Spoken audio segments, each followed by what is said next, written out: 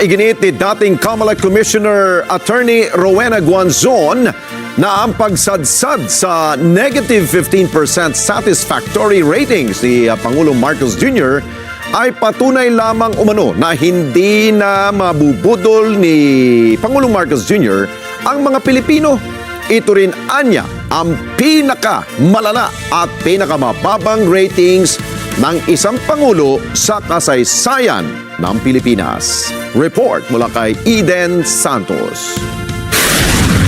Hindi na ubrang pambubudol ni Pangulong Ferdinand Marcos Jr. sa mga Pilipino. Ayon kay dating COMELEC Commissioner Attorney Rowena Guanzon, patunay ang pagsadsad sa negative 15 ng kanyang net satisfactory ratings sa pinakahuling survey ng Social Weather Station o SWS.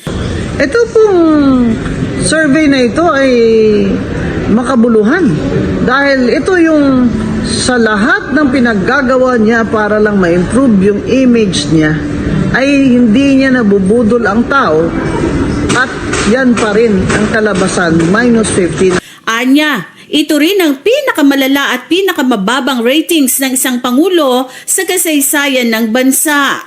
Nangangahulugan lang ito na hindi na nasisiyahan ang mga Pilipino sa pamumuno ni BBM. Never in the history na may presidente na ganyan ang rating sa SWS survey. Minus 15. Grabe. Kumbaga, nililibing mo yung patay sa 6 feet lang under the ground. Ito 15 feet under the ground. Naniniwala rin si Guanzon na ang negative 15 ratings ni PBBM ay tunay na pulso ng taong bayan.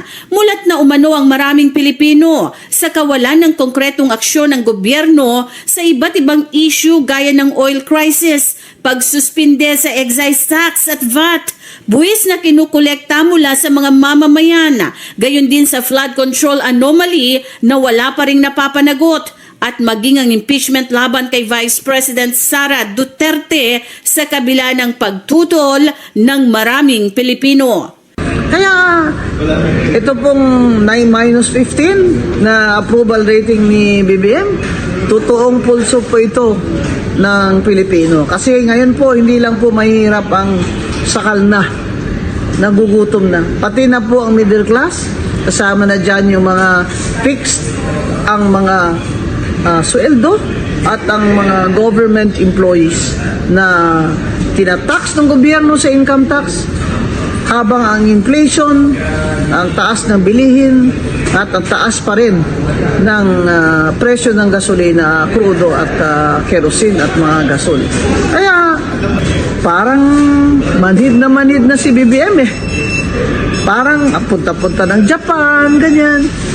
Kaya alam mo, kaya naniniwala ang tao eh, na talagang pipilitin niya na ma-impeach itong VP Sara para may chance yung kanyang kandidato. Kahit sino po ang kandidato dyan, BBM sa sunod na eleksyon, matatalo po yan. Diyan na po makikita ninyo ang galit ng tao. Sa kabilang banda, nakikita naman ni Presidential Communications Office Undersecretary Claire Castro na pagkakataon ang naging resulta ng survey. Sa isang pahayag, sinabi nitong magsisikap ang pamahalaan para maramdaman ng mga mamamayan ang serbisyo nito.